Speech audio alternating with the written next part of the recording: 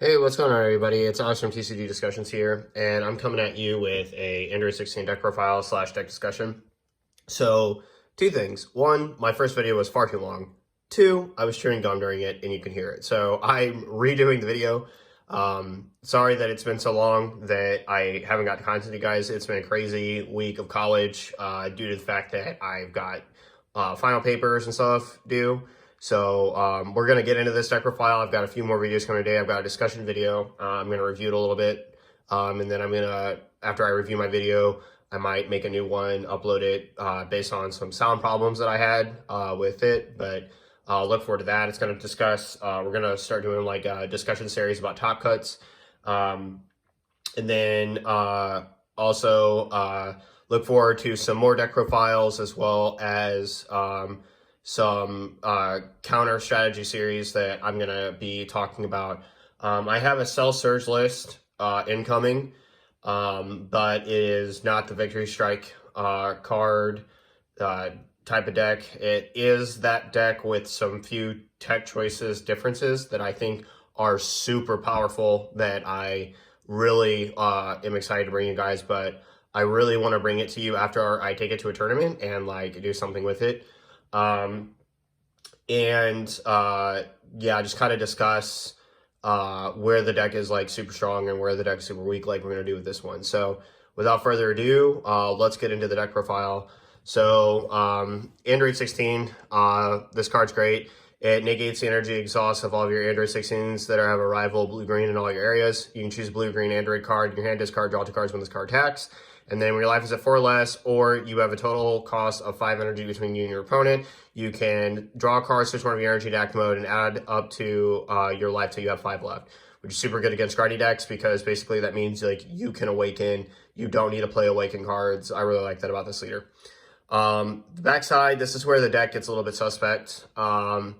One, you can, again, you negate all the rival of your Android 16 cards with blue-green and a rival on them. When you activate a rival from your energy, you can, once per turn, charge one of your energy from the, charge to your energy at the top card of your deck. And then you can activate a rival from your energy of blue/green cards in your energy. So that's pretty good. And then, also activate battle, use one blue-green multicolor card in your drop area in a combo. That is really powerful, and with the Unison lineup that we play, in which you'll see later in the deck, it'll come up. So, yeah, let's get into the list. 4 of the most obligatory card, because it is your best turn 2 play, Energy Amplification. This card charges the top card of your deck for energy, but then gives you a restriction that you can't play battle cards between 30 and 35,000 for the rest of the game, which is actually hot garbage. I can't believe that that's a text line on a card.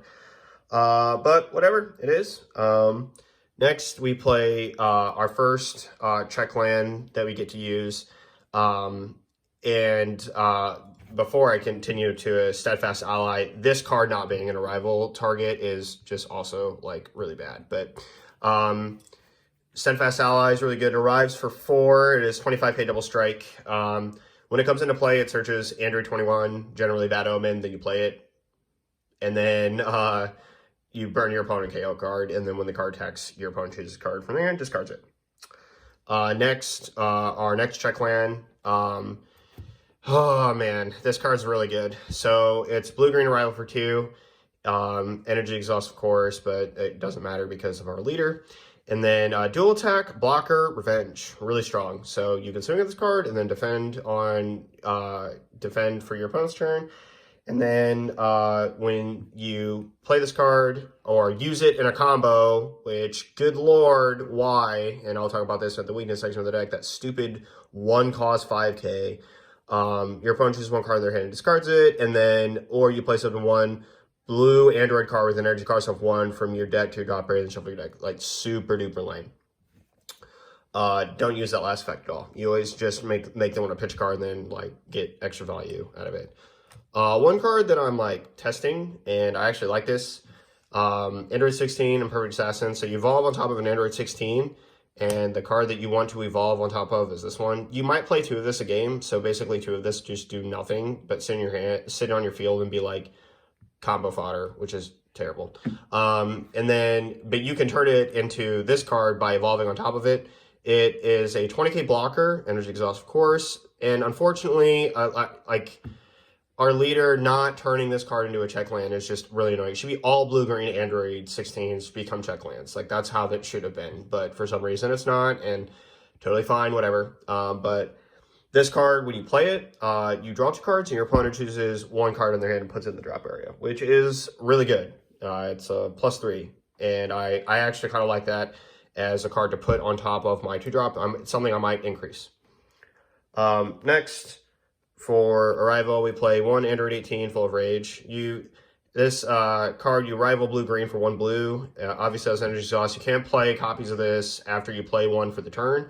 But what ends up happening is, activate battle, you can return this card to your hand and then return one of your opponent's cards. So that's pretty good. And then we have Android 17, 18, Civilization Arrived. This is a card that I would increase it to. It has energy exhaust, deflect, double strike, and dual attack. When this card is played, choose all of your opponent's cards, ignoring any number of your opponent's cards, ignoring barrier, and place them in the drop area. So basically, it's a board wipe, and then when this card attacks, you look at your opponent's hand and then charge 2 of their cards in their energy and rest mode, which is really good. You just take 2 cards out of your opponent's hand every time this card swings. It's kind of nutty, kind of broken. And then next, for a card that I think just needs to be a 4 of, Bad Omen. The reason being is that Bad Omen is just kind of ridiculous. You can activate main, play this card from your energy for 4. So if it gets charged, you can bring it out just directly for 4. And then you can, when this card is played, you choose 1 of your energy, put it in your drop area, and then you can pop 1 of your opponent's cards and then make them burn a life, which is really strong. This does not count as a rival for the record, so unfortunately your leader's not going to get that back, but you do have the 2-drop to like do something with that. So next, some more utility cards. We got 2 Sun Gohan Piccolo, Skill Sharpen. This card's incredible in the deck. Activate main. For 1 blue, you can choose 2 of your opponent's battle cards with energy cost 3 or less and put on the bottom of the deck. That's just really strong if there's like pesky cards like you need to get rid of. And then it's also double strike and triple attack. So it's a really good finisher for the deck. I really like it. Some other utility cards. We're playing 2 Photon Wave. This card is a little nutty, though if in the comment section down below you say it's something that you would cut or side, I totally would understand it. So Photon Wave, what it does is you draw a card and then choose all of your opponent's bottom cards and return them to the hand. That's OD. Like, it's really, really strong. Like, just saying to Sen Shenron, like, all your cards after tap 6 just go straight back to your hand. Like, and yeah, you can combo with them, whatever. But returning them to the hand means they can't re-vomit them without comboing with them first. And it's like... It's kind of weird, but like also clearing the board of like all those pesky blockers can just allow for you to generate a ton of advantage and slowly build things back up. Make them have to replay everything. Not every deck is Sen Shenron either, so they can't just replay everything that they combo. So sometimes returning those cards to the hand is like really impactful. And if you have like cards that are like already like established on the board, like your 7-drop Steadfast Ally or something, it starts to get really annoying really quickly. And you can put like a lot of pressure late game. This card like can come down late game, and sometimes like the cards you're returning to the hand don't even matter. And if they're tapped out and like they have a bunch of 10Ks in hand, it's like really good. Predation. This is simply to compensate for the fact that the leader doesn't draw on its backside. You draw 2 cards and then you target a 1-drop and pop it. Bionic Blitz, Android 18. Make them discard a card. Not a lot to say about the card. It's I think the best super combo for the deck because it does blue-green if it gets charged off the top of the deck accidentally. It's not too bad. We are playing the 2 Never-Ending Energy Android 18. I actually like this card in the deck, although I kind of wish it cost less like Fu or something. Like It's good pressure, and it's a 0-cost 5K, so thank God for that. And we'll talk about that. 2 speedy substitutions. I do like speedy substitution at 2. It gives you a good turn 1 play if you draw it, and you don't really need to use it for the rest of the game after the fact. You play it like the top 5 cards, add a Android card, a blue or green Android card among them, so that's basically like almost every card in your deck. Add it to your hand, and then shuffle your deck, and then also you can activate this, choose one of your blue multicolor energy, return it to the hand, and then you can, if you do, place another card in your energy in rest mode.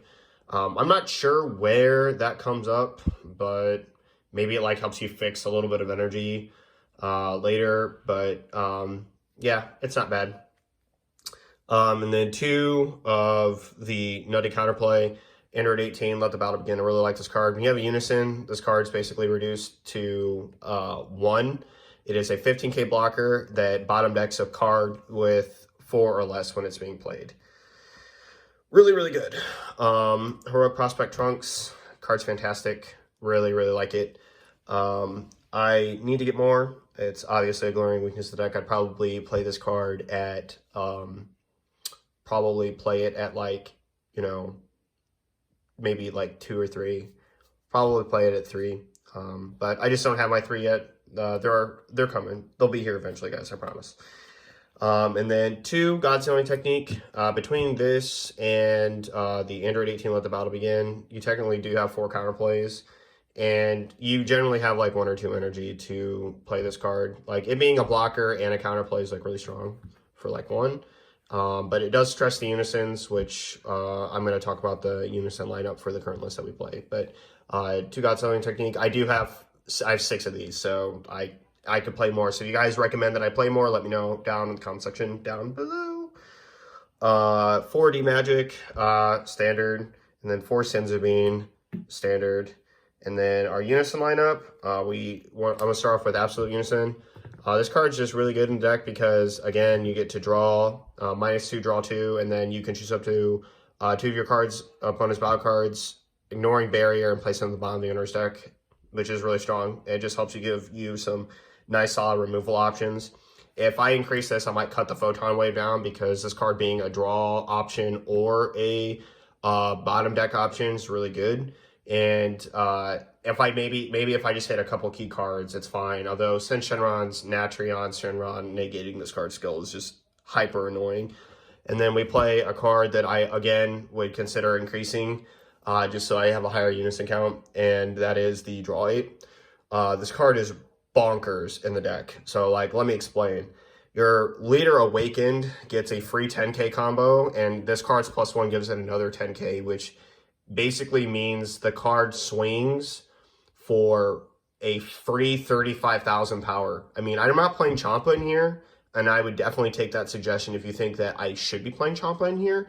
But turning your leader into a 45k double strike could be really powerful, and I totally would understand why, like, you'd play a Champa in here. It might be something that I need to kind of test at probably 2 or something. And then our last card in our 50 card list is Baby Hatchiac. This card's busted in the deck. Just because, like, again, it's one of those things, if you get to your energy curve and your siblings revived is at all live in any manner, like, your opponent's just going to cry. Like, they're going to cry. So,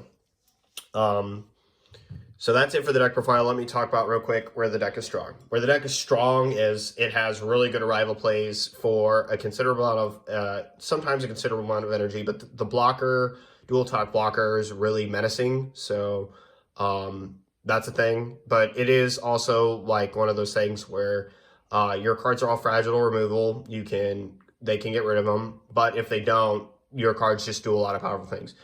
Being able to burn your opponent out as a win con is completely available to the deck. If your Android 21 gets charged in energy off the energy explosion amplification, you are not mad at all because you're going to be able to play her from your energy.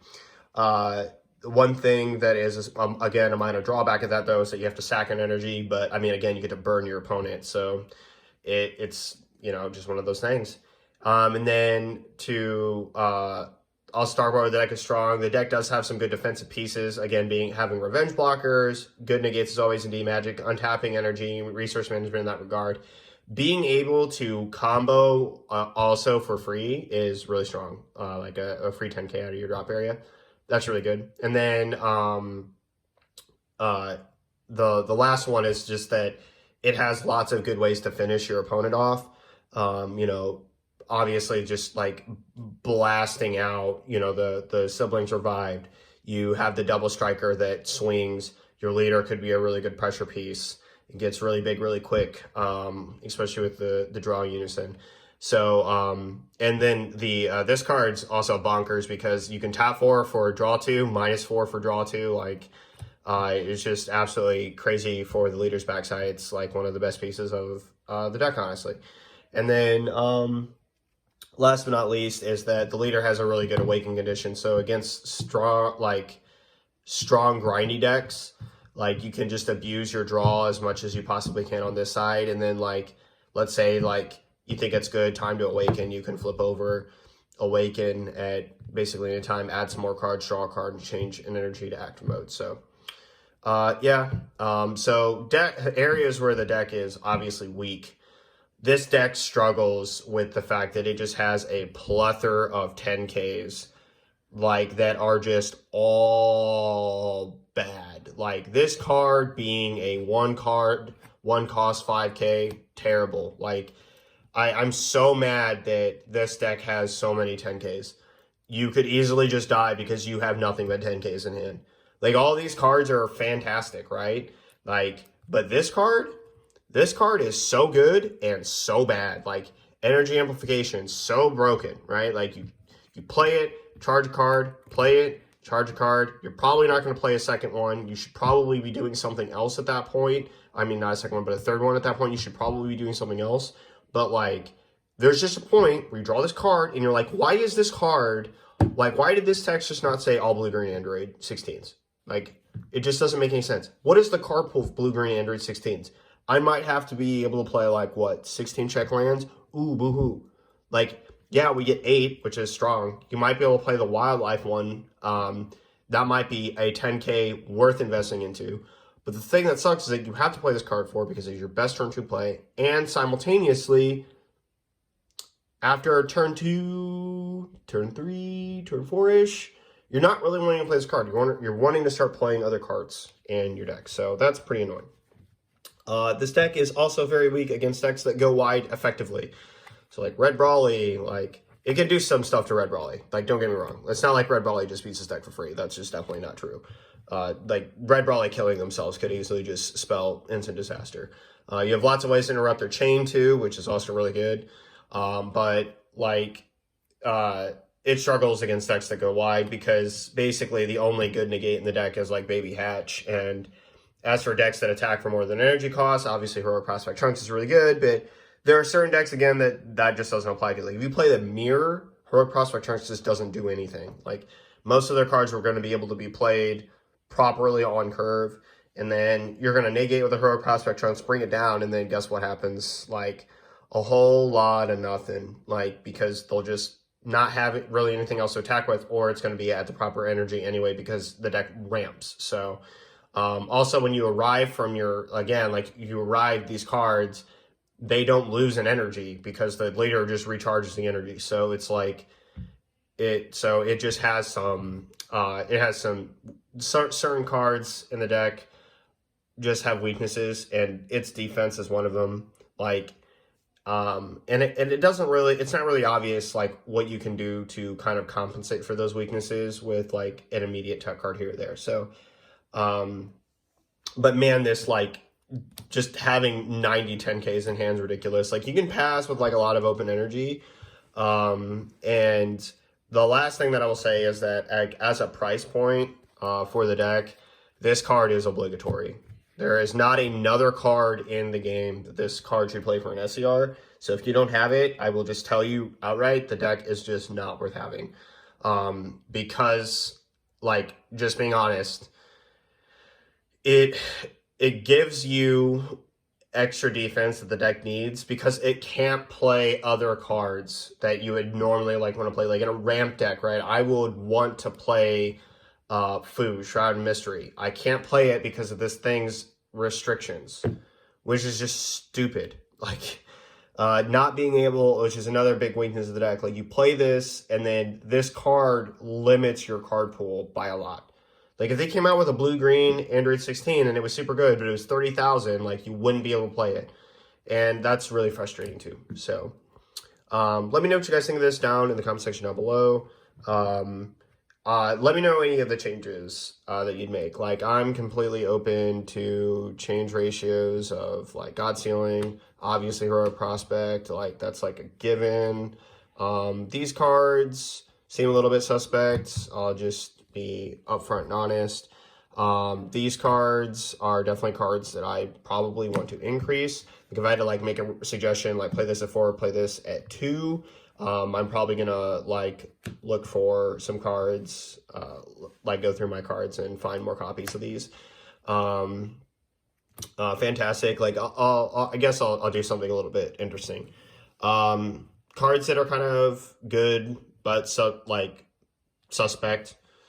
Cards that are super good, and cards that I like you should probably definitely try or at least play will be in this pile. So we got those. Obviously obligatory. This card's like really good, but again, you could change the ratios of it. So this card should stay at 2. This card's like really fantastic. But I'm gonna put it up here with the tech cards. This card's obligatory, so this card's gonna be down here. Obligatory. I think that this card at 4 is obligatory, but I could also see one of them being like over here. So let me know what you guys think about that down below. This card, definitely obligatory to play in the deck. Not sure if it needs to increase. I see it like every game, so but there could be definitely situations where I don't and I'd wanted it to. So definitely a card that potentially put up here, increase. Yeah, this card, like, upon further review, I'm, like, thinking about it. My pro looks out for black. Really good. Up for change of ratios, obligatory. So, and then the others are B and D Magic, which I think are just pretty stable defensive cards for the deck to have. So, let me know what you guys think down below. This is, like, the keep pile that I'd have. These cards up here are cards that I would probably increase in ratio. So this to 2, this to 4, this to 2. And then everything else is up here I like, but if you'd increase or decrease the ratios, whatever. And these are cards that I would just be more than comfortable with not having in the deck, and then you know, discussing further options of what they could be. So let me know. That's at least 4, and then any other ratio changes or anything else. And if you think that these cards need to be adjusted, I mean, again, I'm listening and open to suggestions. So let me know, guys. Let me know what you guys think. And thanks for watching. This is Alex from TCG Discussions signing off. I will see you guys next time. Later.